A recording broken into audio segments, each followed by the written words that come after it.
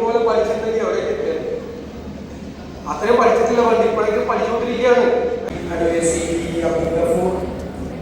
പ്രിയങ്കരായ നമ്മുടെ MP ശ്രീ ഹൈബി ഈഡൻ, ഏറ്റവും ബഹുമാനായ സഭാംഗം ശ്രീ ഹാരിസ് നീരാൻ, പ്രിയപ്പെട്ട നമ്മുടെ ശ്രീ ജമാൽ പണക്കാരൻ, ശ്രീ അബ്ദുൽ മുത്തലിബ്, ശ്രീമതി സിൻഡ ജേക്കബ് ഉൾപ്പെടെ വേദിയിലും സദസ്സിലുള്ള ജനപ്രതിനിധികളെ, ഏറ്റവും പ്രിയപ്പെട്ട അധ്യാപകരെ, രക്ഷകർത്താക്കളെ, വിദ്യാർത്ഥിനി സുഹൃത്തുക്കളെ, കളമശ്ശേരി നിയോജകമണ്ഡലത്തിലെ SSLC +2 പരീക്ഷകളിൽ സമ്പൂർണ്ണ A+ വിജയികളെയും റാങ്ക് ജേതാക്കളെയും 100% വിജയം വരിച്ച വിദ്യാലയങ്ങളെയും ആദരിക്കുന്ന ചടങ്ങാണ്.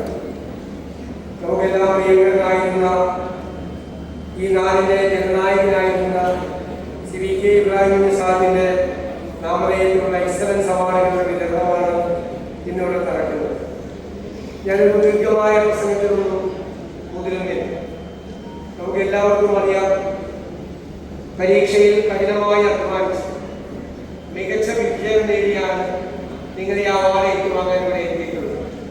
ആ കഠിനാധ്വാനത്തിനും നിശ്ചയദാർഢ്യത്തിനും ഞാൻ പ്രത്യേകമായി നിങ്ങളെ അഭിനന്ദിക്കാൻ ആഗ്രഹിക്കുന്നു.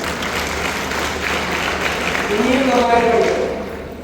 നിങ്ങൾക്ക് ഏറ്റവും ഇഷ്ടമുള്ള വിഷയത്തിൽ, നിങ്ങൾക്ക് ഇഷ്ടമുള്ള വിഷയത്തിൽ, വേറെ ആർക്കല്ല, നിങ്ങൾക്ക് ഇഷ്ടമുള്ള വിഷയത്തിൽ ഏറ്റവും നല്ല വിദ്യാഭ്യാസ സ്ഥാപനത്തിൽ പോയി പഠിച്ച് ഏറ്റവും അറ്റം വരെ പോകണം. ഞങ്ങളൊക്കെ പഠിക്കുന്ന കാലത്ത് ഒന്നിൽ മെഡിസിന് പോകണം, അല്ലെങ്കിൽ എഞ്ചിനീയറിംഗിന് പോകണം, വേറെ എന്തെങ്കിലും പോയാൽ കൊടുക്കുന്നതെന്ന് പറയും. ഇപ്പം അങ്ങനെയല്ല. ഇപ്പോൾ എല്ലാ കോഴ്സിനും അതിൻ്റെതായ പ്രസക്തിയുണ്ട്. മെഡിസിൻ കൊള്ളാം, എഞ്ചിനീയറിംഗ് കൊള്ളാം, മാനേജ്മെന്റിൽ പോവാം, ഏത് ആർട്സ് ഗ്രൂപ്പുകൾക്ക് പോവാം, ഹിസ്റ്ററി പോവാം, ഏത് സബ്ജക്റ്റിലും പോവാം. എല്ലാ സബ്ജക്റ്റുകൾക്കും അനന്തമായ സാധ്യതകളും അതിൻ്റെതായ പ്രത്യേകതകളുമുള്ള ഒരു കാലത്താണ് നമ്മുടെ ജീവിതം. മാത്രമല്ല, പുതിയ ഫ്യൂച്ചർ ടെക്നോളജി വരുന്ന കാലമാണ്.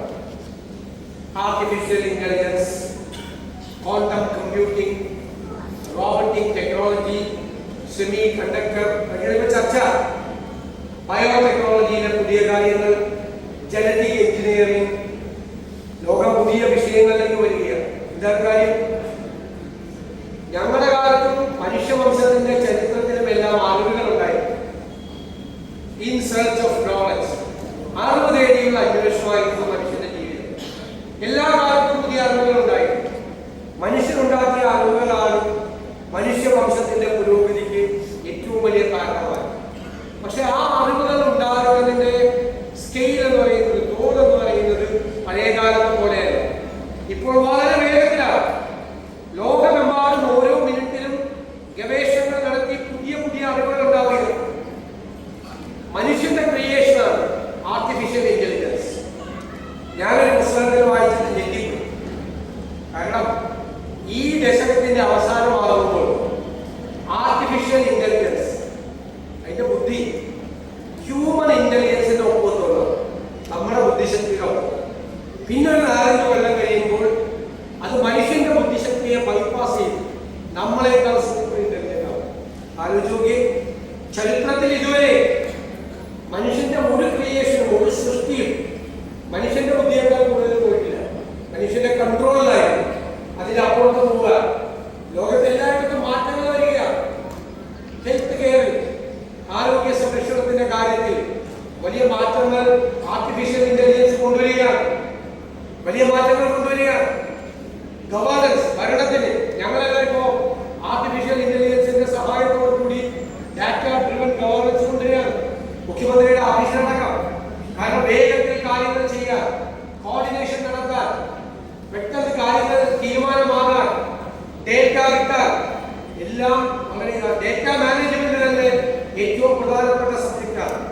ഭാവിയെ കുറിച്ചുള്ള പ്രൊജക്ഷൻ, ഓരോ വിഷയത്തിലും ഭാവി അടുത്ത നൂറ്റാണ്ടിൽ എന്തായിരിക്കും, അല്ലെങ്കിൽ ഒരു 20 കൊല്ലം കഴിഞ്ഞാൽ, 25 കൊല്ലം കഴിഞ്ഞാൽ ഓരോ സബ്ജക്റ്റിലും ഉണ്ടാകുന്ന പ്രൊജക്ഷൻ എന്തായിരിക്കും എന്ന് പരിശോധിച്ചാൽ നമ്മൾ ഷോക്കാണ്.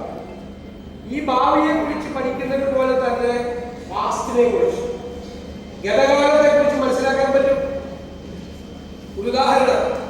ചില ആളുകൾ പറയും ഞങ്ങൾ വെളുത്തവരാണ്, നിങ്ങൾ കറുത്തവരാണ്, ഞങ്ങൾ ആര്യന്മാരാണ്, നിങ്ങൾ ഒരു കുന്തമില്ല. ഇപ്പൊ കണ്ടുപിടിച്ചിരിക്കുന്നത് എന്താണെന്നറിയോ? ലോകത്തെ എല്ലാവരുടെയും, നമ്മുടെ എല്ലാവരുടെയും പിൻഗാമികൾ, പൂർവികർ ആഫ്രിക്കയിലായിരുന്നു.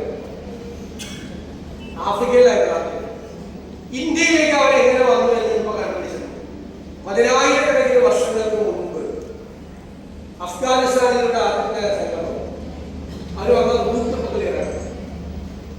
അതിനുശേഷം 1000-കണക്കിന് വർഷങ്ങൾക്ക് ശേഷം ഇറാനിലെ മെലോസ് വഴി അടുത്ത ടീം വന്നു. ഇവർ ഒരുമിച്ച് താമസിച്ചു നോർത്ത് ഇന്ത്യയിൽ. കുറെ നാളുകൾക്ക് ഒരു വിഭാഗം കൊണ്ടുവന്നു, അതായത് നമ്മുടെ പൂർവികർ. അപ്പൊ ഇപ്പൊ എങ്ങനെയാണ് മനുഷ്യൻ 1000-കണക്കിന് വർഷങ്ങൾക്ക് മുമ്പ് സഞ്ചരിച്ച വഴി എങ്ങനെയാണ് അറിയുന്നത്? അതാണ് പുതിയ കാലം. അപ്പൊ ആർക്കിയോളജിക്കൽ എക്സ്കവേഷൻ നടത്തും, മണ്ണ് കുഴിക്കും. മണ്ണിന്റെ അകലകൾ നോക്കിയാൽ കാലഘട്ടം നിശ്ചയിക്കാൻ പറ്റും. ഓരോ കാലത്തും പ്രളയമുണ്ടായി, മാറ്റമുണ്ടായി, മണ്ണുകൾ വന്നായിരുന്നു.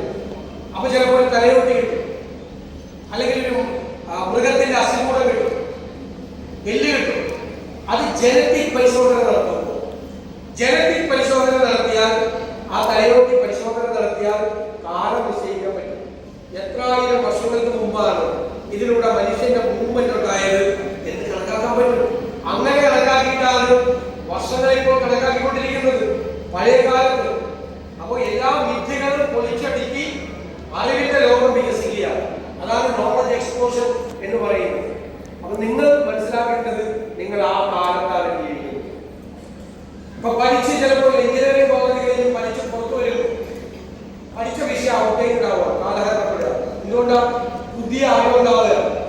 അപ്പൊ പുതിയ അറിവുകളെ അപ്ഡേറ്റ് ചെയ്യുക എന്നതാണ് ഇനിയുള്ള കാലത്തെ ഏറ്റവും വലിയ ചാലഞ്ച്. ഇപ്പൊ പഴയതുപോലെ നിങ്ങളുടെ information is on your finger tip.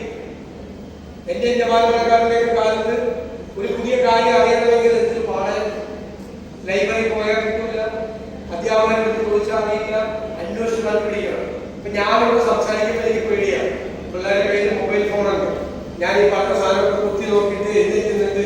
ആ വർഷം തെറ്റിപ്പോയെന്ന് പറഞ്ഞാൽ പോയി, എന്റെ കയ്യിൽ പോകേ. സൂക്ഷിച്ചു പറയണം പിള്ളേരുടെ സമയത്ത്. അവരിതെല്ലാം നോക്കിക്കൊണ്ടിരിക്കുകയാണ്. ഇതെല്ലാം ആ അറിവിന്റെ കാലം കൂടിയാണ്. പക്ഷെ അറിവിനെ അപ്ഡേറ്റ് ചെയ്യണം. ഞാൻ എനിക്ക് നിങ്ങളോട് തരാനുള്ളത്, നിങ്ങൾക്ക് ഇഷ്ടപ്പെട്ട വിഷയത്തെ പാഷനേറ്റ് ആയിട്ട് എടുക്കണം. ഭയങ്കരമായിട്ട് അതിനോടൊരു ആഭിമുഖ്യം നിങ്ങൾക്കുണ്ടാവണം. അതിലെ പുതിയ കാര്യങ്ങൾ അന്വേഷിച്ചു പോകാനുള്ള ഒരു മനസ്സ് രൂപപ്പെടുത്തിയെടുക്കണം. വെറുതെ പരീക്ഷയ്ക്ക് പഠിച്ച് സിലബസിലുള്ളത് പഠിച്ച് പരീക്ഷ എഴുതുകയല്ല വിദ്യാഭ്യാസം. ആ ഇഷ്ടമുള്ള വിഷയത്തിനോട് അതിനോടൊരു ആഭിമുഖ്യം ഉണ്ടാക്കി ആ വിഷയത്തെ നിങ്ങൾ ഹൃദയത്തിലേക്കണം. ഞാൻ ഈ പറയുന്ന പോലെ ഒന്ന് ചെയ്തോ, ഇനി പഠിക്കാൻ പോകും, വ്യത്യാസം ഉണ്ടാവും. You feel difference. ആ ഫീൽ ചെയ്യണം. അതാണ് പഠിക്കാൻ വേണ്ടിയിട്ട് മാത്രം, പരീക്ഷ പാസ്സാകാൻ വേണ്ടി മാത്രമല്ല പഠിക്കേണ്ടത്. അറിവ് തേടിയുള്ള അന്വേഷണമാണ് വിദ്യാഭ്യാസം എന്നുള്ള തിരിച്ചറിവുകൊണ്ടാണ്. ഒരു കാലത്തും വിദ്യാഭ്യാസം അവസാനിക്കുന്നില്ല. ഞാനൊക്കെ ഇപ്പൊ എന്തുമാത്രമാണ് പഠിക്കുന്നതെന്നറിയാം. പണ്ട് ഇതുപോലെ പഠിച്ചിട്ടുണ്ടെങ്കിൽ എവിടെ കിട്ടിയത്? അത്രയും പഠിച്ചിട്ടില്ല. പണ്ട് ഇപ്പോഴേക്കും പഠിച്ചുകൊണ്ടിരിക്കുകയാണ് അല്ലെ?